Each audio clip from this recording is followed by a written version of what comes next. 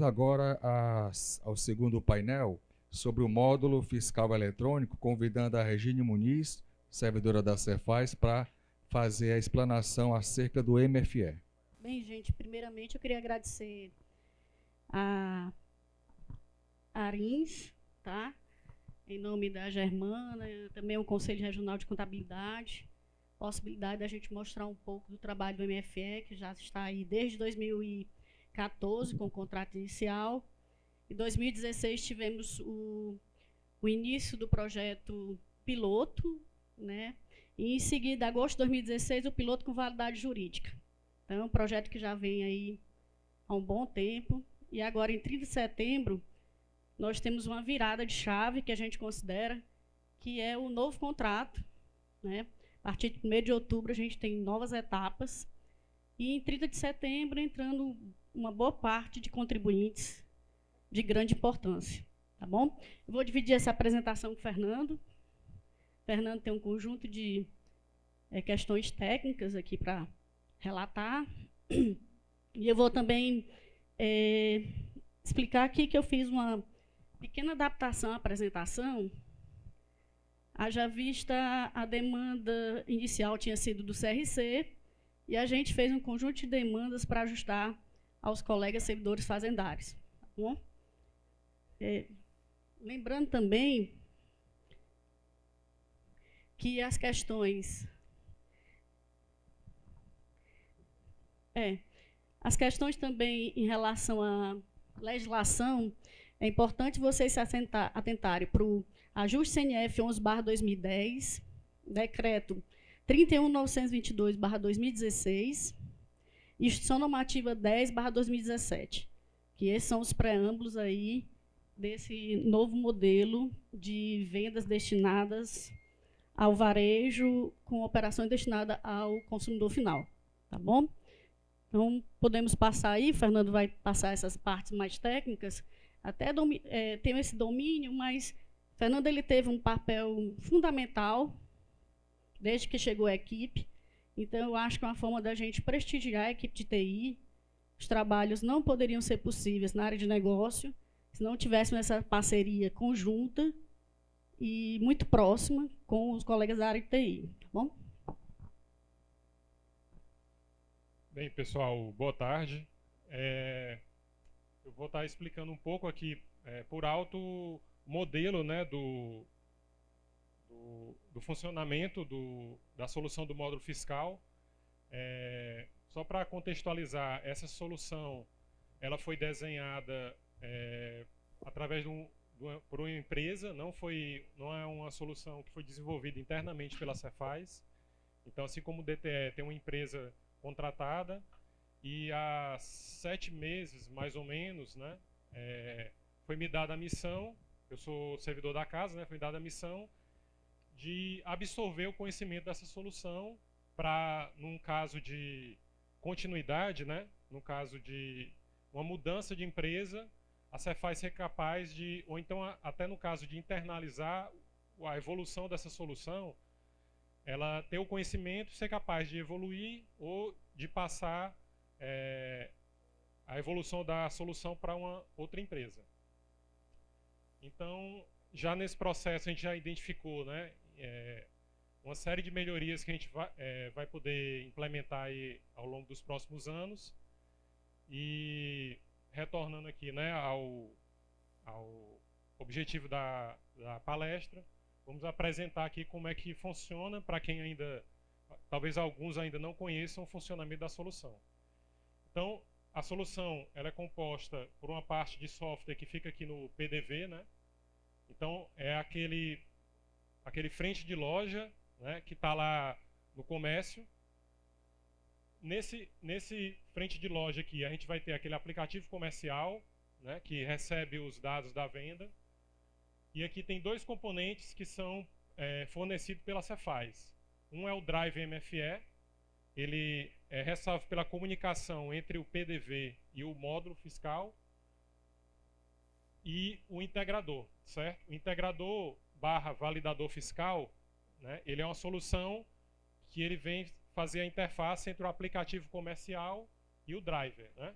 Então, o aplicativo comercial se comunica com o integrador, que por sua vez se comunica com o driver, né?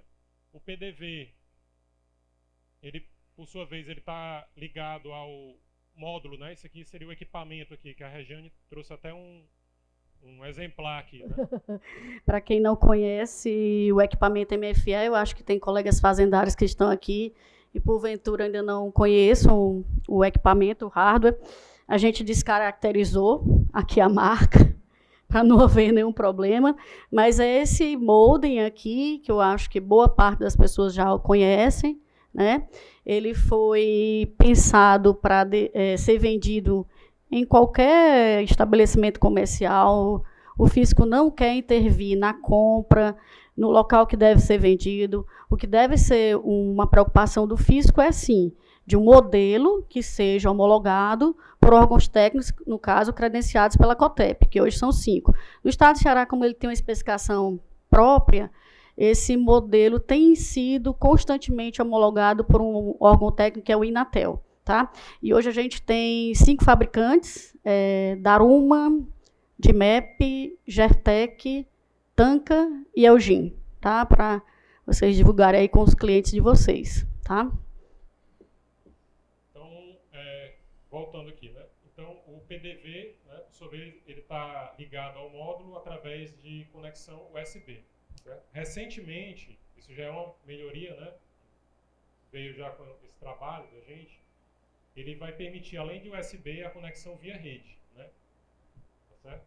Então, a USB era uma conexão que era constante a reclamação das software houses sobre essa conexão aqui em relação a problemas aqui, né?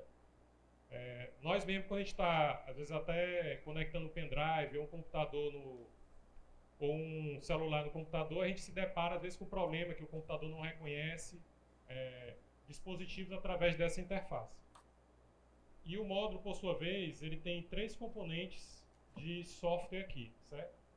2 são de fornecimento do fabricante, certo? Então, o fabricante é responsável por esses 2 componentes aqui. É um sistema operacional que executa aqui dentro e um software básico, tá? Esse software básico, ele é responsável por se comunicar com a Secretaria da Fazenda, enviando os cupons fiscais, por exemplo. Tá? E a gente também tem aqui dentro, esse componente aqui é da Cefaz, né? É um componente desenvolvido sob responsabilidade da Cefaz, que é um componente de segurança. Né? Ele visa dar mais segurança às operações que acontecem dentro do módulo. Tá? Pronto. Então aqui está uma outra figura que ilustra melhor essa comunicação. Né? Então a gente tem aqui o PDV lá, recebendo as vendas, o ponto comercial, o módulo, certo? O módulo ele se comunica com a Cefaz, né? Via internet, podendo usar 3 tipos de conexão. Wi-Fi, né? Conexão celular, né? Ele tem entradas para chip de celular, e conexão de rede, né? Ou seja, aquele cabo de rede azul também pode ser utilizado para ele se comunicar com a internet e, por sua vez, com a Cefaz. Né? Aqui em cima a gente tem uma representação, a gente estava comentando, né? Então, os módulos, eles para entrar em operação no Ceará, é necessário que eles passem por um processo de homologação. Então, existem órgãos técnicos que são credenciados, que fazem uma bateria de testes nesses módulos para checarem que eles estão atendendo todas as regras, certo? Toda a especificação, essa especificação, uma parte dela é nacional, tá? Essa especificação nacional, para esses módulos, ela é utilizada aqui no Ceará e em São Paulo. Então, o mesmo layout, as mesmas comandos, vamos dizer assim, que o módulo aceita em São Paulo, o módulo aqui do Ceará também aceita. São as mesmas especificações. Só que no caso do Ceará, a gente tem uma especificação adicional. Essa especificação adicional também é validada lá nesses órgãos técnicos e também passa por uma homologação aqui dentro da Cefaz. Uma vez ele tendo essa homologação, certo? Ele pode, né, aí uma vez se cadastrar no portal que a gente tem da solução, para fazer um pedido de números para a fabricação. E aí ele pode dar início à fabricação e repasse para distribuidor até chegar no comércio final, né, em lojas que vendem produtos de automação comercial ou produtos de informática, certo? Eu queria só fazer a observação aí em relação ao que o Fernando colocou. Hoje o equipamento MFE ele passa pela homologação junto a um órgão técnico, no caso do Ceará, como eu falei, sempre tem demonstrado mais desejo de homologar os nossos equipamentos a Inatel, né? Ele faz a homologação da COTEP toda, faz uma bateria, um roteiro de testes que envolve aí 400 testes, depois passa para uma homologação específica do Estado do Ceará, envolve mais aí quase 200 testes, e, por fim, ele vem para a equipe de negócio para que nós façamos o que a gente chama de homologação funcional. Homologação funcional, nós fazemos uma bateria de 400 testes funcionais, né? Então, assim, só depois disso que a gente considera o módulo apto aí para modelo, no caso, apto aí para mercado, tá bom? Então, aqui no caso do PDV também, as empresas de software, né, elas precisam também ser credenciadas, tá? E o módulo aqui está sendo exibido, né? No final, ele gera para o aplicativo comercial o cupom fiscal, né? Cupom fiscal, e o módulo aqui também está sendo demonstrado aqui, ele envia tanto CFS como alguns eventos, né? Então, na especificação tem uma série de, vamos dizer assim, comunicações que o módulo faz com a Cefaz, né? Por exemplo, enviando se existem cupons pendentes de envio, como é que está o status do módulo, né? O funcionamento dele interno. Então, tem algumas outras informações que são enviadas para a Cefaz. Só uma observação em relação a eventos. Existe naquele componente de segurança que volta só um pouquinho, por favor. Esse CSE aí, que é um componente embarcado do Estado do Ceará, em cima dessas camadas do módulo, que o modelo do Ceará prevê, tem um conjunto de web services de caráter operacional, como o Fernando falou, e dentre eles tem um que é o que a gente chama de MFE Heartbeat. Então, lá o módulo está parametrizado para que, de 15 em 15 minutos, o módulo mande para a retaguarda da Cefaz a seguinte informação: estou vivo, estou vivo. Então, por isso a necessidade dos equipamentos permanecerem constantemente ligados à internet, sem contar com a transmissão dos cupons, né? Porque você pode gerar o cupom no módulo, o módulo é offline, mas se eu não tiver internet, os cupons não transmitem. E isso lá a gente vai falar lá na frente da dificuldade que nós estamos tendo em relação a esse quesito. Porque é só pensar, né? Imaginem esse módulo funcionando sem internet. Isso é um ponto bom para deixar claro, né? Ele, para a emissão de cupom, isso é uma dúvida comum, ele não precisa estar conectado à internet. Mas qual o problema desse módulo ficar muito tempo, às vezes sem comunicação com a internet? Se acontecer algum problema aqui com ele, né, ele vier a cair, vier a violar, chama de violar, os cupons que estão aqui, eles não vão ser transmitidos para a Cefaz. Então, quanto mais tempo ele ficar conectado à internet, você vai ter menos chance de ter cupons que por acaso fiquem retidos aqui no módulo, tá? Mas para a emissão de cupom, essa conectividade não é necessária. Inclusive, esse foi um dos pontos, né, uma das vantagens que levou o Estado a optar por esse modelo. Ou seja, aqui você não precisa que os serviços da Cefaz estejam no ar. Ou seja, se o data center da Cefaz cair, não tem problema. Se a internet do contribuinte lá tiver com problema, também isso não é impeditivo para a emissão do cupom. Pode passar. Então, aqui a gente colocou um slide destacando o integrador, né? O integrador, quando eu entrei no projeto, o que acontecia? Toda a comunicação com o módulo deveria passar pelo integrador, certo? Toda a comunicação com o módulo tinha que passar pelo integrador, certo? Não existia esse fluxo 1 aqui que eu vou explicar. Então, toda a comunicação do aplicativo comercial para chegar no módulo passava pelo integrador. Quais são essas comunicações que o aplicativo comercial ele necessita fazer? Ele necessita se comunicar com o integrador. Necessitava, né? Para a emissão do cupom e qualquer comunicação com o módulo, para enviar informações de pagamentos eletrônicos, então pagamentos com cartão, crédito ou débito, essas informações precisam passar aqui pelo integrador. E no caso de problema com o módulo, existe um serviço de emissão de documento fiscal em contingência, que é a nota fiscal do consumidor eletrônico, a NFCE. A NFCE também faz utilização do integrador. Então, a Cefaz, periodicamente, ela realiza reuniões com as software houses, certo? Uma das principais reclamações da software house era essa comunicação do aplicativo comercial para a emissão do cupom. Ou seja, havia alguns retardos por causa do integrador, então ocorriam lentidões ocasionadas por ele, que faziam uma demora maior na emissão desse cupom. Então, o que foi feito em fevereiro, né? Em fevereiro de foi feita 19. uma flexibilização do modelo, que é essa imagem aqui. Esse fluxo 1 aqui é o fluxo de emissão do cupom. Ou seja, o fluxo de emissão do cupom, que antes passava pelo integrador, não precisa mais passar. Ele pode se comunicar direto com o driver, que é um outro componente. Essa comunicação aqui ela é mais eficiente.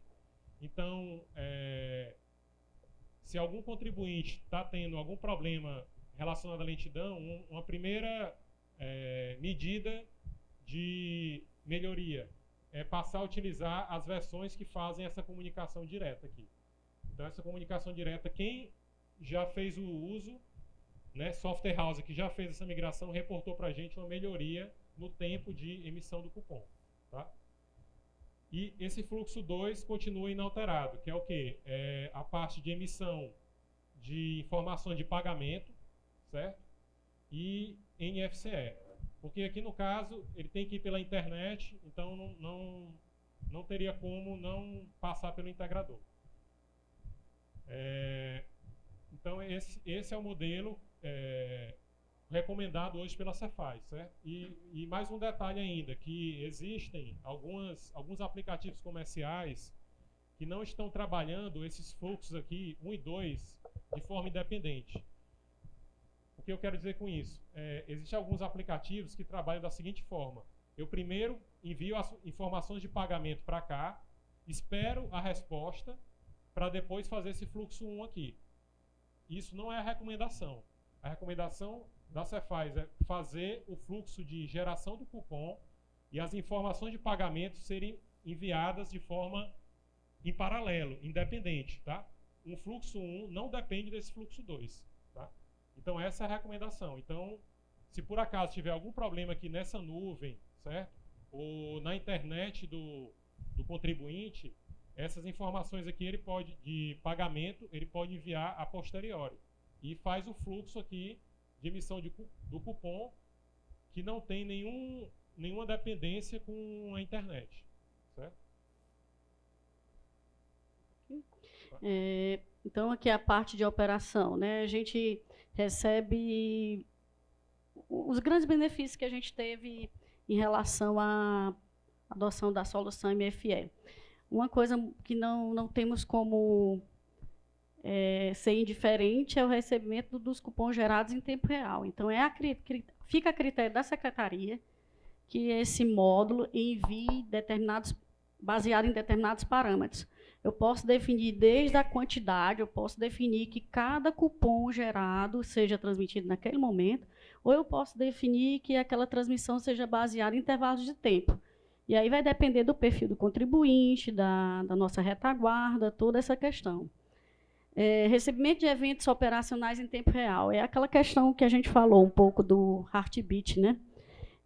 O Heartbeat é algo que nos deixa bastante conscientes de que o equipamento está em uso.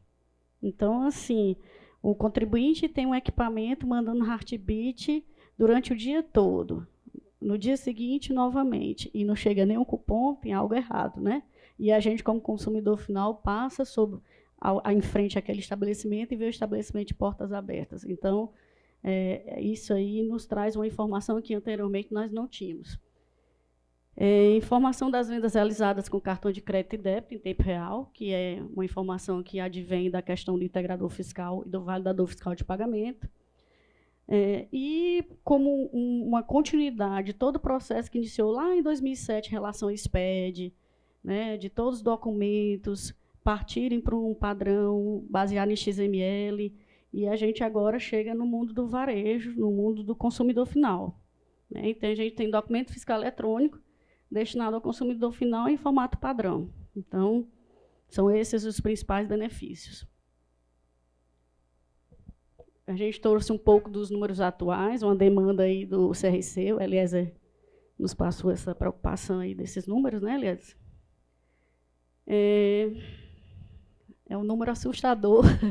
Recebemos uma média de 1.100.000 cupons dia, só do CFE. Né? Então, são muito cupons. E aí, a previsão agora, a partir de outubro de 2019, é que a Secretaria comece a fazer a segunda etapa, trabalhar com monitoramento, com geração de indícios, com automatização de indícios. Por quê? A solução está estável, a base está extremamente robusta e não tem por que a gente não utilizar esses dados da melhor forma possível.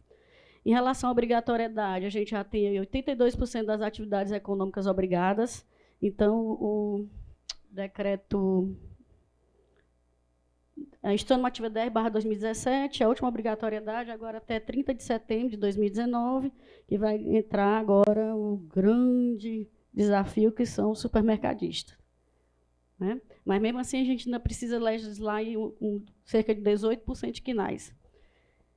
Esses números que eu trouxe de equipamentos e contribuintes, me perdoe, ele é de julho, eu não consegui atualizar agosto, hoje são 2 de setembro, mas nós temos hoje 37 mil equipamentos MFS operando, com 25 mil contribuintes. Isso leva a crer, óbvio, que tem contribuintes que têm mais de um equipamento MFE.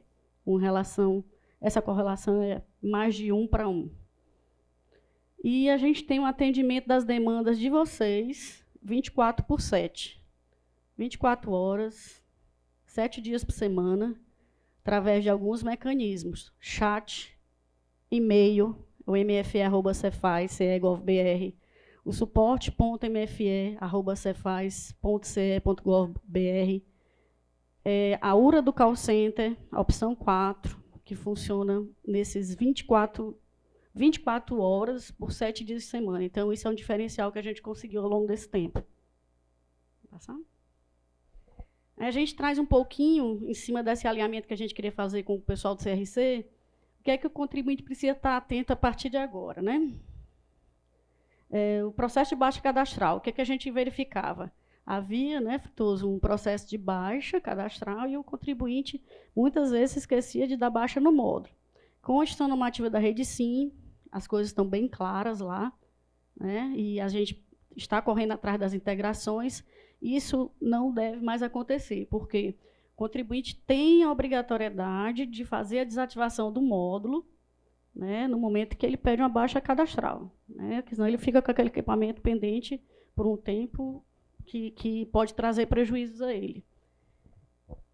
Outro ponto que está em cima do que o Fernando colocou um pouco, é que os contribuintes precisam solicitar a sua software house, que são as suas prestadoras de serviço, para manter constantemente os componentes de software atualizados.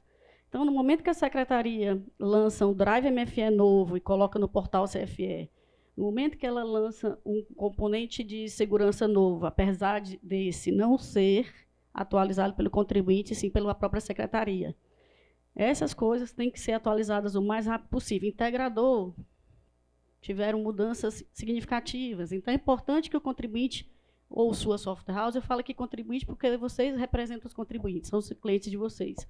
Atualize-se de maneira o mais rápida possível, porque senão traz impacto operacional para o equipamento, tá certo?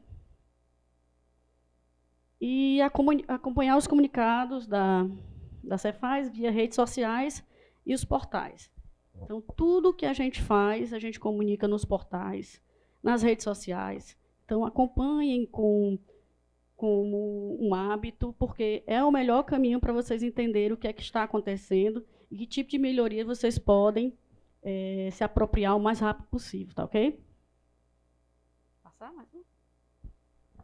E, por último, a gente tem aqui as medidas recentemente adotadas, né? Eu vou deixar o Fernando para falar só de um item aqui, Fernando, primeiro, passar para os dois últimos. A versão do componente de segurança que a gente viu lá embarcado do módulo, ele tem uma coisa interessante. Havia uma reclamação grande dos varejistas em relação à comunicação do módulo com o cabo USB, e nos grandes check-ins de supermercado, havia uma concorrência. Todo mundo queria usar o cabo USB, a balança do caixa, o leitor de código de barras. Então, havia um consumo, uma disputa por esse canal. E o módulo, muitas vezes, poderia estar sendo preterido. Então, nessa versão do CSE 16, a gente colocou a possibilidade deles conectar via cabo Ethernet. Então, eu libero a porta USB e é uma forma de ela estar sendo priorizada porque for definido como prioridade pelo contribuinte, né? Isso foi uma demanda que a gente ouvia o mercado, a gente ouvia os contribuintes, a gente ouvia a software house. E uma coisa importante nas funcionalidades do portal, agora na versão 25, tem duas questões extremamente interessantes para o dia a dia de quem faz o acompanhamento operacional do módulo. Um é o resumo dos cupons. Então, você tem, no final do dia, a possibilidade, como contribuinte, de entrar lá e ver todos os cupons transmitidos. Então, você pode até fazer uma sumarização do que eu vendi, se efetivamente foi transmitido. E isso consegue gerar um fluxo operacional mais rápido, um gerenciamento mais eficaz. E uma outra coisa importante é que o próprio contribuinte, através da sua software house, ele pode, no portal CFE, fazer o agendamento da atualização dos seus componentes. Então, por exemplo, software básico, quem atualiza a Cefaz. CSE, quem atualiza a Cefaz. Né? A gente não vai fazer uma atualização dessa no momento de operação do contribuinte. Então, o contribuinte pode entrar no portal e dizer, olha, eu funciono no shopping até as 22 horas e quero que essa atualização se dê a partir das 23 horas. Então, isso fica esquedulado, fica agendado, para que naquele dia essa execução seja feita durante a madrugada. Então, está na mão dos contribuintes dizer para a secretaria, né, acenar para a secretaria qual a melhor forma de operacionalizar essas atualizações. O Fernando, aí na parte do integrador? Sim, a questão dessa atualização dos componentes, né, foi colocado no slide anterior, é importante, muito importante se manter atualizado. Não só aqui foi colocado o integrador, mas também o drive MFE. Então, é importante que haja essa orientação no sentido de, sempre que for divulgada nova versão no portal, esses componentes sejam atualizados lá no contribuinte. Porque aqui a gente faz, no caso do integrador, algumas correções de pequenos erros que a gente encontra, melhorias de performance, certo? Então, é de suma importância essa atualização, tá? No caso do integrador, a última atualização também teve uma certa importância, porque a nuvem de dados que o integrador se comunicava, ela fazia parte lá do consórcio das empresas, certo? Era administrado por eles, e agora isso foi migrado para uma nuvem que é de administração do pessoal interno da Cefaz. Então, essa mudança aqui, certo? Essa última atualização, ela tem uma importância maior, né? Era isso que a gente tinha para apresentar. Está disponível para algumas perguntas, né? Fernando, quiser puxar a cadeirinha aí, sentar, se estiver cansado. Rejane e Fernando, duas perguntas. A primeira, por que não fazer uma desativação automática quando o contribuinte for baixado, quando ele tiver efetivamente baixado a pedido, sem a necessidade do processo de baixa do modo fiscal? Então, automaticamente, ele já ficar indisponível para utilização. Obviamente que ele pode até fazer um processo, mas já deixar isso aí facilitava e evita que eu tenha que entrar com o processo para pedir a desativação. Essa é a primeira pergunta. Eu vou fazer logo a outra que vocês já respondem. Na verdade, é uma observação. E aí era uma lógica que isso acontecer, mas isso precisa ser divulgado, que é uma coisa mais importante, que os contadores precisam saber o que está acontecendo. Existe um cronograma de prazos dentro da Instituição Normativa 10 que esses prazos são desde lá de 2018. 2017? Não, 2018. Né? 2017, né? Desde 2017, desculpe. A gestão normativa 10 de 2017. Então, algumas empresas já estavam obrigadas desde, por exemplo, fevereiro de 2017. Farmácias. Esse pessoal, ainda existem empresas que não colocaram módulo fiscal. Ainda se encontra alguma dessas empresas. Infelizmente, ainda existem algumas empresas que não colocaram. Uma das coisas que precisa ser bem colocada é exatamente isso. A obrigatoriedade é lá do fevereiro de 2017. Então, ao ser intimada uma empresa, como é que fica a intimação dessa empresa? Essa empresa é apenas para mostrar que já tem o módulo fiscal ou é apenas para dizer que ela vai ser autuada daqui a 15 dias? Vou falar um pouco aqui, depois se o Fernando quiser complementar, em relação a o porquê não fazer o pedido direto e o módulo já entrar como desativado, digamos assim. Porque a gente tem que entender que o módulo tem status específicos do hardware e a gente tem que são muito resumidos, são 4 ou 5 status, salvo engano, e a gente criou um conjunto de status na nossa gestão. Para quê? É burocratizar? Não. Porque qualquer status que eu mude do hardware, eu só consigo fazer isso quando eu gero comandos na minha retaguarda. E para gerar comandos na minha retaguarda, eu preciso desses steps. Ele dizendo que vai desativar por encerramento de atividades. E eu gero um comando de bloqueio na minha retaguarda, que na hora que ele for comunicar o próximo cupom, ou que ele vier mandar o heartbeat, ele vai lá e consome o comando.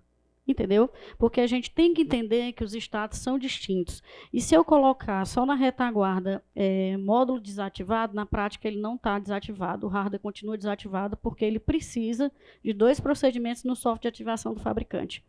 Então, é por isso que a gente tem essas etapas distintas. Tá? Porque, realmente, uma coisa é eu dizer para a Cefaz, no momento que ele pedir uma baixa pedido, que o equipamento está desativado, mas na prática ele não está. Porque ele precisa solicitar esse comando de bloqueio que eu previamente criei lá na retaguarda, baseado nesses steps de status de gestão, né, que a gente vai criando a cada etapa, e ele fisicamente precisa resetar o módulo por um tempo que cada fabricante determina. Tem fabricantes que determinam que são 5 segundos, tem fabricantes que determinam que são 20 segundos. A gente até briga lá na COTEP, aliás, no GT44, porque que vai ter que ter uma versão de software base dos fabricantes que seja o X segundos para todo mundo. Mas aí gera nova versão de software básica, enfim, uma briga junto com os fabricantes. Mas ficou claro, Eliezer? E eu acho que o outro Júnior Frutuoso vai me ajudar, que é um pouco mais das intimações que está lá na área dele. Boa tarde a todos. Meu nome é Raimundo Frutuoso de Oliveira Júnior. Estou na coordenação de atendimento e execução. A dúvida do Eliezer é no tocante às fiscalizações e das obrigatoriedades.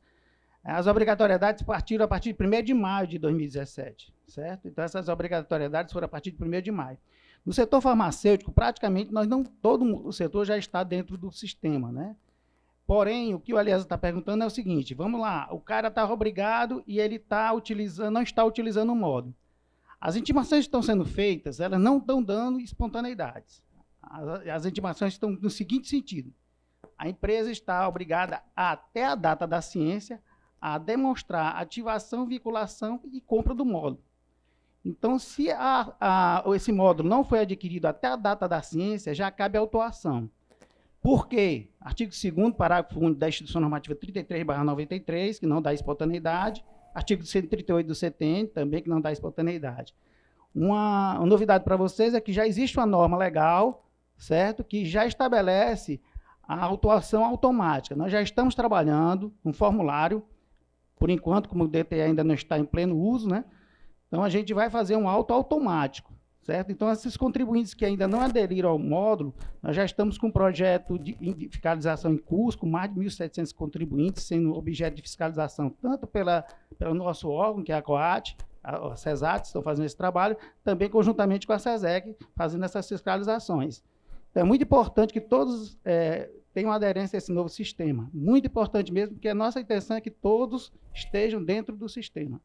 né? Outra coisa também que a gente pode adiantar para vocês, e a Regiane pediu para eu fazer essa colocação, é com relação aos contribuintes abaixo de 250 mil. Havia um comprometimento do anterior secretário, João Marcos, de 250 mil para baixo, a gente não exigiu o módulo fiscal. Essa promessa foi cumprida, né? Nós fizemos uma instrução normativa e demos a oportunidade para os contribuintes abaixo de 250 mil utilizarem a nota fiscal de consumidor eletrônica.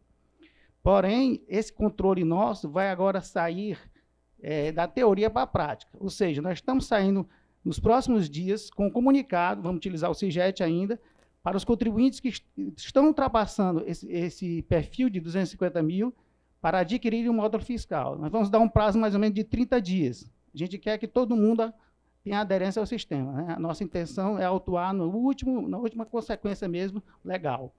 Então, esses contribuintes vão ser comunicados via portal CIGET para aderirem. Outra coisa também que deve ser ficar bem clara é que nós não estamos autuando por nota fiscal inidônea. Os contribuintes que estão obrigados e que estão utilizando outros documentos fiscais estariam passíveis de uma penalidade bastante forte, que é uma vez o valor do imposto, uma multa autônoma, né? Então, essa aderência é muito importante. Nós não estamos ainda saindo com essas autuações, porque a intenção da secretária é justamente fazer com que todos estejam dentro dessa obrigatoriedade por uma questão de concorrência leal. É muito importante que todos estejam nessa condição. Então, essas são algumas informações que a gente está dando aqui sobre os projetos de fiscalização. E a autuação automática, ela vai estar em curso, se Deus quiser, até a partir de 1º de outubro, 1º de novembro, vai depender do prazo da parte de informática. Só complementando o que Frutuoso falou, a questão dos documentos considerados inidôneos, né? Nossa legislação prevê, e aí eu faço até um apelo aí para os contadores levarem essa preocupação, que é grave para os clientes de vocês. O prazo de emissão até o prazo de transmissão tem que ser 7 dias. E a gente vê que tem tido problemas nesse sentido. Esses documentos são considerados inidôneos. No momento que a secretaria decidir tomar algumas ações de fiscalização, vai ser um grande problema para os clientes de vocês. Então, assim, procure deixar o equipamento conectado na internet, verifique no rodapé da barra de tarefas, você tem lá um componente chamado Monitor, onde você clica e ele abre uma tela dizendo quais são os cupons pendentes. Tem esse serviço no portal que você verifica quais foram os cupons emitidos e transmitidos naquele dia. Então, a gente tem contribuintes que acumulam um número que é inadmissível de falta de transmissão. Então, esses contribuintes, com certeza, no momento que a fiscalização for agir nesse sentido, vão ter grandes problemas, porque são cupons considerados inidôneos. E o número não é pequeno, tá? Então, assim, eu peço apelo para que vocês divulguem isso junto aos seus clientes, com essa preocupação. Jane, boa tarde. No caso, os contribuintes abaixo de 250 mil, ele vai poder usar a nota fiscal, o consumidor eletrônico, seria o caso? Abaixo de 250 mil, já pela Instituição Normativa 17/2019, já. E o Fernando lembrando aqui a parte técnica, sem esquecer que deve ser usado através no PDV do contribuinte, tem que estar instalado o integrador fiscal, tá certo? No caso das NFCS. Essa alternativa que foi dada da comunicação direto com o Drive MFE, só para emissão do cupom, para a NFCE ainda não. Jane, Oi. Só um esclarecimento aqui. No caso, há um tempo atrás, houve um problema. Aqui, ó. Tá olhando lá atrás. Há um tempo atrás houve um problema muito sério de emissão de cupom. Ficou um dia parado aí. Até um dos supermercados aqui botou uma nota no jornal e tal. Esse slide que foi mostrado aqui pelo nosso amigo, integrador validador. Esse processo aí, é esse aí que foi melhorado para que não ocorra esse tipo de interrupção? Ou ainda está em desenvolvimento? Bem, o problema, né, que aconteceu, eu acho que eu não tinha chegado no projeto ainda, mas o que eu soube do problema que aconteceu foi um problema pontual, ele não foi um problema generalizado, né?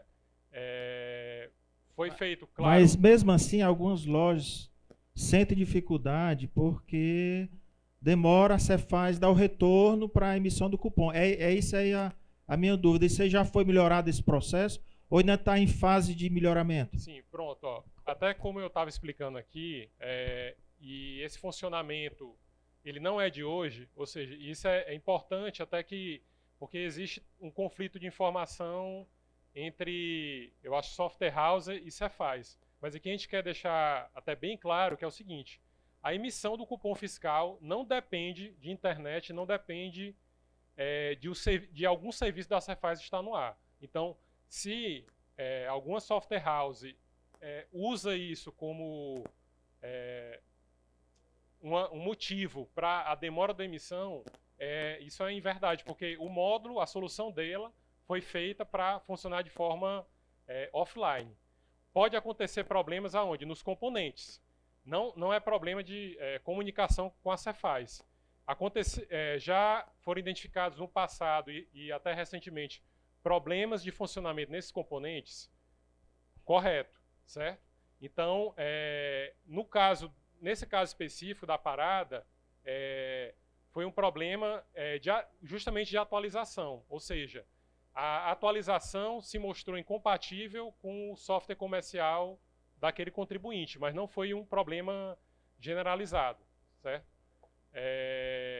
Então, existe essa falha nessa comunicação, certo? Então, a software house não tem como justificar que o atraso da emissão do cupom é porque a Cefaz está offline. Exato. Não pode justificar isso aí, tem que justificar. Aí é problema interno. O que acontece foi o seguinte também, como eu expliquei, aquele fluxo 2, que é do envio das informações de pagamento, o que acontecia? Algumas software houses entenderam aquele fluxo de forma não da forma recomendada, vamos dizer assim, não vou chegar a dizer que é incorreto, mas não da forma recomendada, que é o quê? Ele enviar as informações de pagamento e, em paralelo, enviar as informações do cupom fiscal. Ou seja, eles esperavam a resposta dessa validação de pagamentos eletrônicos para depois emitir o cupom. Então, não é essa a recomendação. Ou seja, e essa informação de pagamento eletrônico, ela realmente precisa se comunicar com a internet. Então, se a internet está lenta, ou se algum serviço lá da nuvem da Cefaz estiver fora, pode ocorrer retardos na emissão do cupom, porque o aplicativo comercial não está trabalhando segundo a recomendação. Não sei se eu fui claro, né? Não, então continua ainda a dependência da conexão. Não continua. Porque o meio de pagamento pode ser enviado posteriormente, como você disse. Exato. Aí, então, a emissão do cupom pode ser feita sem que haja esse processo 2 ali que você falou. Exatamente. E o que acontece é que alguns aplicativos estão fazendo simultâneo e dependente. O fluxo de emissão do cupom só acontece depois de eu concluir o fluxo de emissão das informações de pagamento. E esse processo já estava desde o início disponibilizado para o contribuinte? Desde fevereiro, né? Desse ano. Eu acho assim, se a gente pegar a documentação que já existia, ela comentava isso, mas eu acho que não estava muito claro, certo? O que a gente fez em fevereiro foi fazer uma nota técnica deixando isso mais claro e mais reforçado, que essas comunicações elas podem se dar de forma independente. Ou seja, a emissão de cupom não depende do envio das informações de pagamento eletrônico. Eles têm que ser fluxos independentes. A loja que a gente chega diz, é problema da Cefaz. Por exemplo, eu mesmo já tive problema assim, que eu não estava passando o meu cartão e o problema era da Cefaz. A Cefaz, o problema dela era na máquina de cartão e ela estava informando que era a Cefaz. Essa mesma empresa, a gente teve, semanas depois desse problema, uma demanda no fim de semana em relação a que ele não conseguia emitir cupom. Na segunda-feira, nós fomos com a equipe técnica lá, o que é que acontecia? O cupom ele é formado por um conjunto de informações. Parte vem do aplicativo comercial do contribuinte e parte é gerada e calculada por esse equipamento aqui, certo? Então, o que é que acontece? Um caso prático que aconteceu lá. Ele mandava que, por exemplo, os meios de pagamento, independente desse fluxo que o Fernando colocou, para gerar o cupom ainda, os meios de pagamento somado os meios de pagamento, cartão de crédito, cartão de débito, cartão refeição, dinheiro, dava um exemplo aqui, R$1.100. E na somatório dos itens, né, quando ele digitava os itens também no aplicativo comercial, o equipamento checava, não, você só me mandou R$1.000 em item. Como é que você está dizendo que vai pagar com 1.100? Ou vice-versa. E, obviamente, esse equipamento aqui tem conjunto de críticas que vai lá e rejeita. E rejeitava, e rejeitava. E ele insistia, insistia, insistia, até ter que entrar em contingência. Mas, para ele, eu digo, a aplicação a qual servia esse determinado contribuinte, até alertar o operador de caixa em relação a isso, a fila já estava grande, estava todo mundo xingando. Por quê? Porque é um erro da aplicação comercial. Tanto é que depois essa empresa foi notificada no sentido de esclarecimento de todos os problemas técnicos que ela estava acontecendo.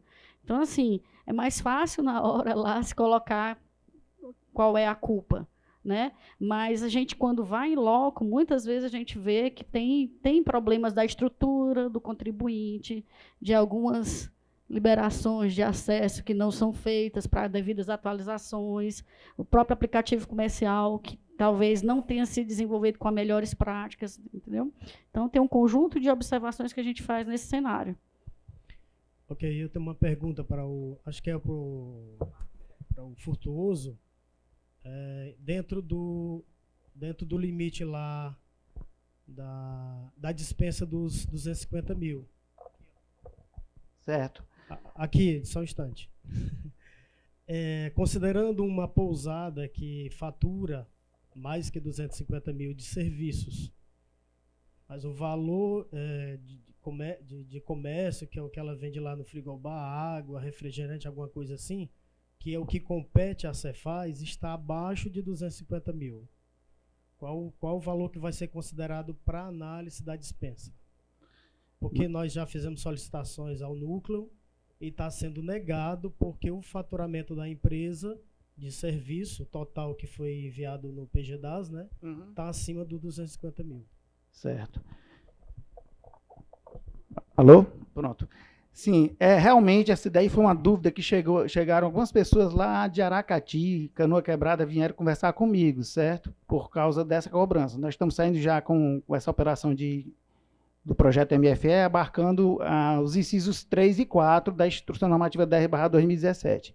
E a resposta que eu dei é que a norma, a Instrução Normativa 17/2019, ela não fez diferenciação entre os 250 mil ser âmbito de incidência do ISS ou âmbito de incidência do ICMS. A razão disso, aí eu vou dizer a diretriz que foi colocada para mim desde o início do módulo fiscal. Há uma tendência do compartilhamento de informações com os municípios, certo? Então, por exemplo, aqui no estado do Ceará, o projeto não é MFE para o âmbito de incidência do ICMS. Há uma tendência de que haja um compartilhamento de informações com os municípios. Então, no caso, aqui em Fortaleza, já existe digamos, um diálogo bem forte em relação a isso. E os outros municípios também teriam interesse nesse compartilhamento de informações. Então, a norma que está hoje, ela não faz essa diferenciação, certo? Então, estaria obrigado, sim. Oi, boa tarde. Aqui atrás, eu acho que seria para o nosso amigo aí, Frutuoso, também. Eu sou o colega de Canoa Quebrada. A gente teve aí, uma colega minha do escritório teve na sede lá para pedir um help. Complementando aí o exemplo do amigo, no meu caso é semelhante, mas tem um pequeno detalhe. A gente tem que entender que, se a gente precisar ir no celular mesmo, o KNAI de hotéis e pousadas é a descrição, questão de acomodação, hotelaria, combinadas ou não com alimentação.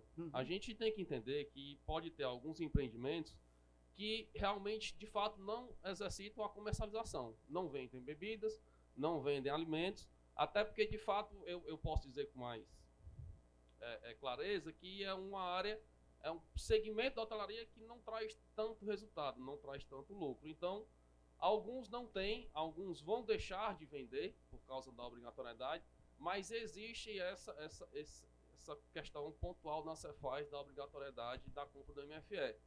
Quando a gente foi lá para trocar uma ideia, pedir um help, foi na questão desse sentido, porque me parece um pouco arbitrário na questão de realmente ter hotéis que não tem nem ar-condicionado, muito menos frigobar dentro do quarto, entendeu? E acredito que uma simples visita fiscal, uma fiscalização, seja fácil apreciar isso. A questão é que talvez esteja um pouco limitado a questão de fiscais, dessa questão de... E aí arbitraram para todos. Mas aí eu acho que é jogar uma carga muito grande na questão das empresas, principalmente na questão de interior e ali na região, Fortinho, Canoa Quebrada, Majorlândia. E foi até sugestão do próprio núcleo de lá da cidade pedir um help aí, o amigo. Aí eu queria só enfatizar aí essa questão, porque caso a gente não consiga um denominador, vai ter que ir para o CONAT e na sequência o judiciário. E não é esse o ambiente de negócios que a gente prega, a relação com a Cefaz, contador e contador com o cliente, porque às vezes a impressão que está é que a gente é que está empurrando alguma coisa, tem algum interesse, quer vender o sistema, e não é. A gente só quer mesmo ser lícito, né, andar dentro da legalidade. E aí eu queria saber se a Cefaz pensa alguma mudança, alguma coisa nesse sentido, de ter realmente o não uso do comércio dentro do estabelecimento de hotelaria. Obrigado. Nada. É uma sugestão, né? Infelizmente, hoje, normativamente, o colega lá de Aracati está fazendo o que está na norma. A gente pode levar à secretária essa possibilidade de, digamos assim, maleabilidade com relação à obrigatoriedade desse setor. Porém, hoje, atualmente, a gente está cobrando dessas empresas. Como é uma atividade mista, né? Hoje em dia, eu queria até adiantar para vocês que nós estamos acabando com o regime outros. É uma informação que nós vamos passar aqui para vocês com a Rede Sim. Nós não estamos mais dando inscrição para regime outros. Ou seja, contribuinte que não tenha dissidência do ICMS, a gente não vai dar mais inscrição estadual. Então, cabe ao contribuinte ter esse sentimento de saber se enquadrar verdadeiramente na CNAE correta e na atividade de regime de pagamento também correta, né? Mas eu vou levar essa demanda para vocês, de vocês para a secretária, para avaliação. Até a Liana já está aqui, já está anotando, e a gente pode verificar. Porém, hoje, eu tenho que ser bem claro, hoje nós estamos saindo com as evoluções, certo?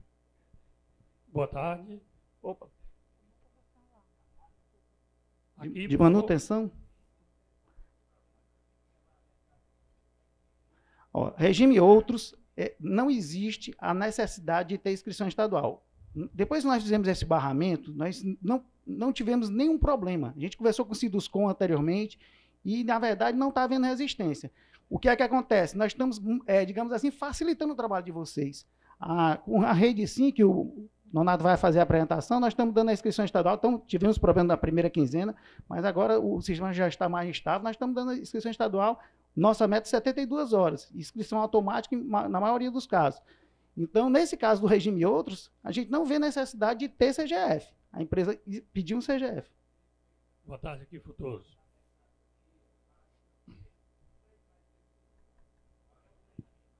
Sim, no caso, tem alguns CFOPs que estão sendo, digamos assim, nós vamos verificar a possibilidade de emissão para determinadas empresas, certo? Com relação a isso daí. Quando há necessidade da inscrição estadual de regime outros, nada impede que ela seja dada, não. Entra com requerimento dentro da CESAT, demonstra a necessidade de ter uma inscrição estadual. Demonstrada, a gente concede. Existe uma discricionariedade no artigo 93. Entendeu? Frutoso.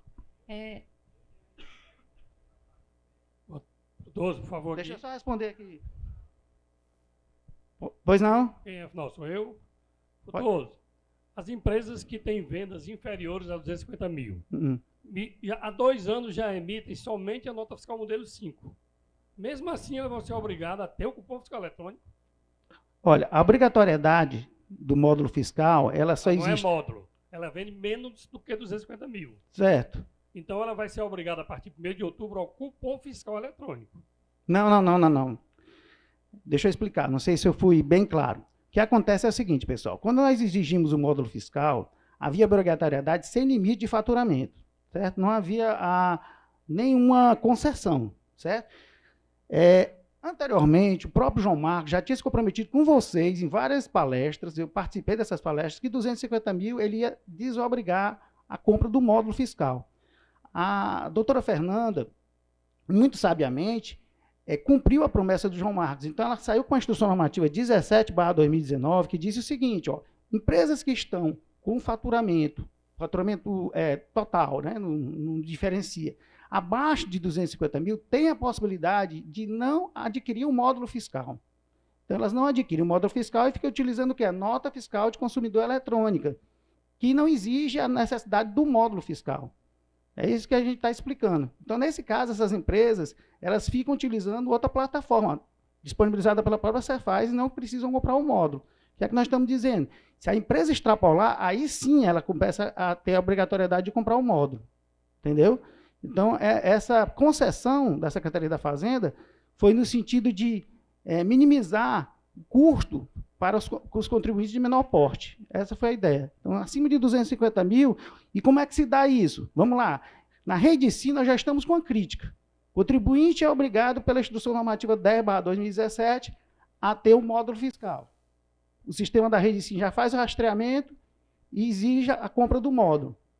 Se o contribuinte ME, porque teria que ser um ME ou um MEI, ele quer ter a nota fiscal de consumidor eletrônica, ele entra com um processo no VIP, não precisa se deslocar para a Cefaz, solicita através do formulário que está disponibilizado no VIP, e conforme a Instrução Normativa 17/2019, e ele vai ter autorização para emitir uma nota fiscal de consumidor eletrônico.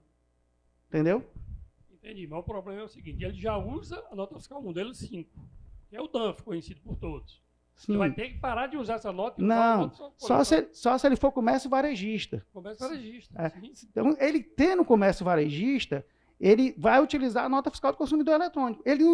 Se ele não tivesse essa norma, ele ia utilizar aquela nota fiscal série D em papel. Concorda comigo? Que não existe mais. Então, na verdade, a Cefaz está facilitando a vida dele, porque ele não vai precisar mais emitir bloco de nota fiscal série D. A gente quer acabar com o papel. Ok, obrigado. Por favor, ainda uma dúvida, Frutuoso. Okay. Pois não. Com relação ainda àquelas notificações dos módulos fiscal, certo? Você falou que se a empresa já tivesse conseguido o módulo antes da notificação, ela não deveria ser autuada, concorda? Comprado, ativado e vinculado. Não é só comprado, não. E o que acontece com empresas... Vinculado e ativado. O que acontece com empresas que foi notificada, foi autuada, mesmo tendo 3 meses de uso do módulo? Porque eu fui ao núcleo, questionei o que a pessoa me falou no núcleo do centro, que mesmo assim, porque ela não cumpriu o prazo desde 2017, ela tinha que ser autuada. Bem, se a autuação foi com essa visão, está errada. O que é que nós saímos com um projeto explicando bem direitinho? O projeto dizia, e esse projeto foi da minha lavra, eu escrevi bem direitinho, disse o seguinte, ó, a empresa intimada, se ela tiver adquirido, vinculado e ativado o módulo fiscal, até a data da cientificação, ela não vai ser objeto de autuação. Se ela tivesse feito um desses procedimentos posteriores à cientificação, ela seria autuada se fizesse posteriormente. Por quê? Porque eu falei aqui, o artigo 138 do CTN, o artigo 2º, parágrafo 1 da N33/93. Com relação a essa autuação, se foi feita dessa maneira, você pode entrar em contato comigo, eu vou checar essa informação e vou orientar o colega, porque se fez isso, fez errado. O que pode estar havendo aí um erro, um ruído de comunicação é o seguinte, quando a obrigatoriedade existia a partir de um marco temporal, se o contribuinte não utilizou o módulo, certo? Essas notas fiscais seriam inidôneas, porém, o projeto que está em curso não contempla esse tipo de autuação. Nós não estamos autuando ainda, nesse momento, a inidoneidade dos documentos fiscais. Porque, vamos lá, eu vou dar um exemplo aqui prático. Um contribuinte do setor de restaurante, ele está com cupom fiscal lá, mas é o cupom fiscal antigo, do SF. E ele estava obrigado desde o marco temporal da IN 10/2017. Ele pode ter comprado um módulo fiscal, não ser autuado, mas ele tem todo um período no qual ele poderia ser autuado por nota fiscal inidônea. Nós não estamos saindo com esse projeto agora. Não sei se a informação pode ter sido truncada e tudo. Eu queria até conversar com você depois para saber desse caso mais a miúde. Pois eu vou lhe procurar, porque eu tenho 3 casos, viu? Pronto, pois faça o seguinte, me procure na saída aqui para a gente resolver esse problema, porque a gente não quer, em hipótese alguma, autuações que não sejam válidas. E outra coisa, viu, Frutuoso? Pois não. Aí a Cefaz me orientou, se você não está contente com o auto, então entre com recurso. Agora veja, um auto de 3.000 e poucos reais, eu tenho que pagar 1.500 de taxa administrativa. Isso é um absurdo, não é? Paga não. Pois eles me disseram que tem que pagar. O Eliezer está já dando a informação. Vocês têm um consultor de primeira, viu? Pois olha aí, tenho que estar mais perto do Eliezer. Outra coisa. Mas eu queria que você... vamos fazer o seguinte, amanhã você pode ir lá na CORAT, Coordenação de Atendimento e Execução, que eu queria identificar esse caso com bastante cuidado, certo? Pois eu irei sim. Tá bom? A partir de 8 horas. Tá bom. Só outra coisa, eu não sei sobre regime outro, se é com você. A gente vai fazer uma explicação da rede sim, e eu acho que o regime outros a gente vai tocar nesse assunto, porque eu já vi que tem umas 2 dúvidas aí já colocadas, a gente quer esgotar o tema do módulo. Ok, obrigada. Tá bom? Tá.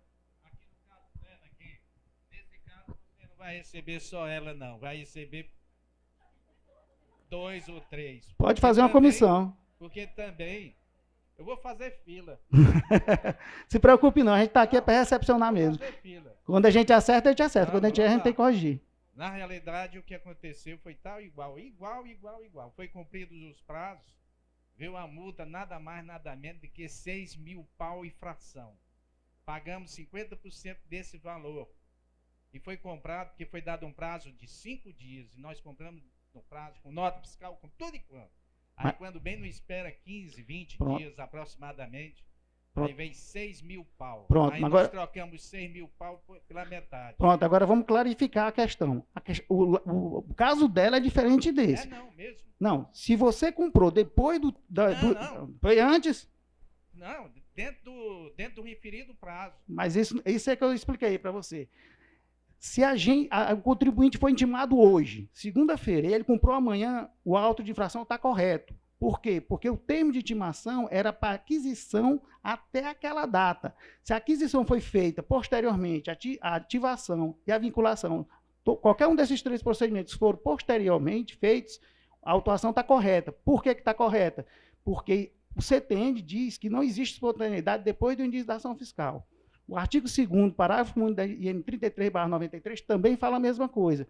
A verdade, o contribuinte, aí a gente está deixando de autuar um bom lapso temporal em que a autuação seria por inidoneidade do documento fiscal. Então, essa autuação do senhor está correta. A dela que me chama a atenção, certo? Por isso que eu quero tratar o caso dela bem detalhadamente. Mas o seu está correto. Estou em dúvida ainda. Não tenha dúvida não, eu desenho aqui, não tem problema não. Deixa eu perguntar ali um amigo que ele já está de braço cruzado. Amigo, me diga uma coisa. Lá em 2018, logo no início, tá? Tinha sempre uma história, olha, você compra um MFE e você pode atrelar 2, 3 impressoras não fiscal. Nessas reformulações aí que houve agora, da sua parte ou da parte de vocês, como é que está essa história? Pode realmente ficar um MFE para uma impressora, um MFE para 2 ou 3 impressoras e não vai dar tanto problema como estava dando anteriormente, que era um caos total? Em relação a esse compartilhamento de módulo, né? O compartilhamento de módulo, ele é feito através do integrador. Então, aqueles contribuintes que, por acaso, fazem esse tipo de uso, ou seja, ele quer compartilhar um módulo para vários caixas, né? Então, esses ainda vão precisar utilizar um integrador. Desde o início de 2018 para cá, foram feitos... eu só comecei a acompanhar o projeto mais esse ano, mas mesmo esse ano, acho que foram lançadas umas 3 atualizações do integrador, se não me falha a memória. Umas 3 ou 4, todas elas trazendo pequenas correções e melhorias, né? Então, se pegar desde 2018, existem várias correções que foram implementadas ao longo aí do projeto. Então, é importante, nesse momento, haver essa orientação que a gente passou, ou seja, atualize os seus componentes, tá? E caso algum problema, nossa equipe está à disposição para verificar o que foi. Como a Regiane comentou, acontece o caso a gente ir em loco na loja do contribuinte, checar qual é o problema, certo? Nessa situação, existem alguns contribuintes que não utilizam a solução do integrador para o compartilhamento. Eles usam soluções de terceiros. A gente também já detectou problemas relacionados a essas soluções de terceiros. Existe uma solução de terceiro que é responsável por esse compartilhamento, que é usado inclusive em outros, por exemplo, em São Paulo, né? Em São Paulo também é possível fazer o compartilhamento de módulo usando esses softwares de terceiros que são projetados especificamente para esse tipo de compartilhamento. Então a gente também já detectou esse tipo de problema. Tá? 1 para 1 você reduz a sua chance de problemas, né? Mas em teoria a solução ela está preparada para haver o compartilhamento, tá? Via integrador. Nesse caso do compartilhamento, não há como fazer a emissão do cupom diretamente pelo módulo, certo? Tem que fazer o uso do integrador. E aí, desde 2018, ele vem sendo atualizado e feito correções de problemas identificados, né? Entre eles, problemas, às vezes, em compartilhamento, tá? De módulo. Mas, pelo menos, recentemente, a gente não tem recebido problemas nesse sentido, assim, com compartilhamento, né? É mais realmente reforçar essa questão da atualização, tá? Então, pode ser que o contribuinte esteja usando uma versão muito defasada, certo? A gente encontrou caso do tempo de, por exemplo, um contribuinte já ter atualizado e a software house ir lá e colocar a versão mais antiga novamente, entendeu? Ou seja, o problema voltou. O cara tinha resolvido o problema e o problema voltou porque ele voltou a uma versão anterior. Regiane, assim, eu acho, porque a questão do módulo fiscal eletrônico é assim, uma questão muito técnica e a gente gera uma série de dificuldades, principalmente para quem é da área da contabilidade, para quem é da área do direito, como eu. Então, se a gente sair daqui com algumas questões básicas, né? Primeira, a questão que a secretária falou, né? Que o calendário da implantação do módulo, ele está mantido. A gente viu que faltava 18%, que realmente agora entrarão os supermercados. Então, a gente sair daqui com essa ideia de que o calendário está mantido. 2, é uma questão importante que a gente tem um atendimento. Agora, as situações precisam ser registradas. Então, muitas vezes, o contribuinte tem uma dificuldade e ele reclama, diz que o problema é a Cefaz, mas não chega até a gente para que seja registrado. Então, é importante isso, que o contribuinte tenha uma situação, ele recorra ao atendimento que está disponível e que seja registrado, para que a gente tome conhecimento. Terceiro, a Cefaz sempre é um processo contínuo. A gente tem sempre procurado marcar reuniões, encontros com a software house, e a partir daí é um processo que a gente tem evoluído e tem diminuído todos aqueles gargalos, como aconteceu em fevereiro. Então, é importante também que quando a Cefaz disponibilizar uma atualização, que essa atualização seja feita, que a gente conclama nas redes sociais, pelo portal. Então, é importante essa questão de que disponibilizou uma atualização, então que os contribuintes façam essa atualização, porque quando a gente faz essa atualização, a gente já identificou problemas e certamente essa versão é uma versão que vai ter minimizado ou eliminado o problema por completo. E também uma outra situação é que a gente está iniciando, como a Regiane falou e o Fernando, essa questão do monitoramento. Então, em muitas situações, os senhores podem nos ajudar, porque a gente já identifica que o contribuinte passa muito tempo fora da internet. Então, assim, a gente vai iniciar um processo de monitoramento até para assim, avisar o contribuinte, olha, você tantos dias que não transmite cupons, para que a gente seja essa via de mão dupla, que também o contribuinte, a partir desses problemas, desses nossos projetos de monitoramento, também saibam que a Cefaz, olha, está faltando adquirir o módulo e não foi ativado, ele está offline há tantos dias. Então, essa questão, acho que basicamente isso resume assim, o que a gente gostaria de transmitir para os senhores. Obrigada a todos. Viu?